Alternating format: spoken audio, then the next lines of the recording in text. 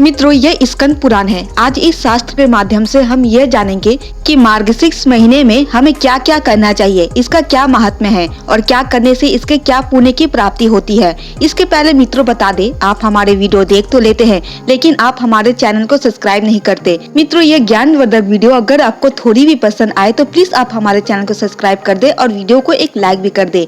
तो आइए मित्रों, वीडियो को शुरू करते हैं। यह स्कंद पुराण का अध्याय है मार्गशीर्ष मास महात्म्य। मार्गशीर्ष मास में प्रातः स्नान की महिमा, स्नान विधि, तिलक धारण, गोपी चंदन का महात्म्य, तुलसी माला का महत्व, भगवत पूजन का विधान और शंख की महिमा। सूत जी कहते हैं, जो संपूर्ण जगत को आनंद प्रदान करने वाले तथा भोग और मोक्ष देने वाले हैं, उन लक्ष्मीपति, भक्त वत्सल, देवकी नंदन श्री कृष्ण को मैं प्रणाम करता हूँ। श्वेत द्वीप में देवाधिदेव भगवान रामाकांत सुख से विराजमान थे। उस समय ब्रह्मा जी ने उन्हें नमस्कार करके पूछा, हरिकेश, आप संपूर्ण जगत को धारण करने वाले हैं, आपके नामों का श्रवण और कीर्तन परम पवित्र है। आपने पहले यह कहा है कि महीनों में मैं मार्गशीर्ष हूँ, अतः उस महीने का महात्म्य क्या है यह मैं यथार्थ रूप से जानना चाहता हूँ। श्री भगवान बोले, ब्राह्मण, जो कोई पुण्य करने वाले मेरे भक्त हैं, उन्हें मार्गशीर्ष मास का व्रत अवश्य करना चाहिए, क्योंकि यह मेरी प्राप्ति कराने वाला है। मार्गशीर्ष मास मुझे सदैव प्रिय है। जो मुझे प्रातः उठकर मार्गशीर्ष में विधि पूर्वक स्नान करता है, उस पर संतुष्ट होकर मैं अपने आप को भी उसे समर्पित कर देता हूँ।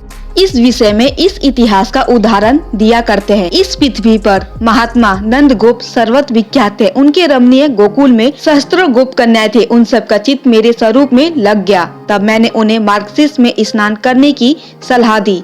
उन्होंने उस समय प्रतिदिन प्रातःकाल विधि पूर्वक स्नान और पूजन किया, हरविषयन भोजन किया और अपने इष्ट देव को नमस्कार किया। इस प्रकार विधि पूर्वक मार्गशीर्ष व्रत का पालन करने से मैं उन पर बहुत प्रसन्न हुआ और वरदान के रूप में मैंने अपने आप को ही उनके अर्पित कर दिया। अतः सब लोगों को मार्गशीर्ष व्रत की विधि का पालन करना चाहिए। जो द्वारका की मृत्तिकाओं से हाथ में लेकर उसे प्रतिदिन अपने ललाट में उद्वर्पूर्ण करता है, उसके द्वारा किए जाने वाले सत्कर्मों का फल कोटि गुना हो जाता है।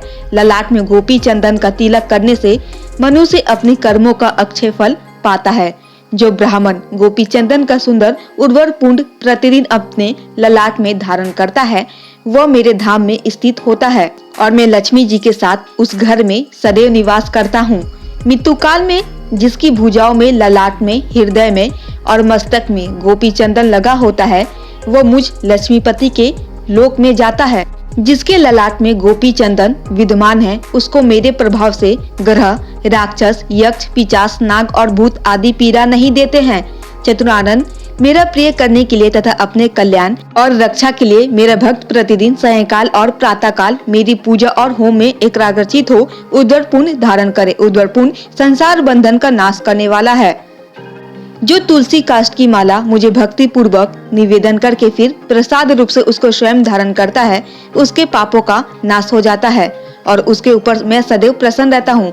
जिसके घर में तुलसी का काष्ठ अथवा तुलसी का हरा या सूखा पत्ता रहता है, उसके घर में कलयुग का पाप नहीं फैलता। इसलिए तुलसी की माला को प्रयत्न पूर्वक धारण करना चाहिए। पदाक्ष और आंवले की माला भी भक्ति पूर्वक मुझे निवेदन करके धारण की जाए तो वह उत्तम पुण्य देने वाली होती है। ओम नमो नारायण का उच्चारण करते हुए मुझे नहलाता है, वह संपूर्ण पापों से मुक्त हो जाता है। नदी, तराग, बावड़ी और कुआं आदि का जो जल शंख में रखा जाता है, वह सब गंगा जल के समान हो जाता है। जो वैष्णव मेरे चरणोदक को शंख में रखकर अपने मस्तक पर धारण करता है, वह तपस्वी मुनियों में सबसे श्रेष्ठ है। तीनों लोकों में जितने तीर्थ वे सब मेरी आज्ञा से शंख में निवास करते, इसीलिए शंख श्रेष्ठ माना गया है। जो शंख में फूल, जल और अक्षत रखकर मुझे आरोग्य देता है, उसे अनंत पुण्य की प्राप्ति होती है। जो वैष्णव मेरे मस्तक पर शंख का जल घुमाकर उससे अपने घर को सिंचता है, उसके घर में कोई अशुभ नहीं होता। बाजों के उच्च स्वर और गीत कीर्तन आदि के मंगलमय शब्दों के साथ जो भक्ति पूर्वक मुझे स्नान कराता है, वह जीवन मुक्त हो जाता है। तो मित्रों, यह थे मार्गशीर्ष मास का महात्म्य। उम्मीद करते हैं कि यह छोटा सा ज्ञानवर्धक वीडियो आपको जरूर पसंद आया होगा। अगर थोड़ी भी पसंद आई होगी तो प्लीज आप हमारे चैनल को सब्सक्राइब कर दें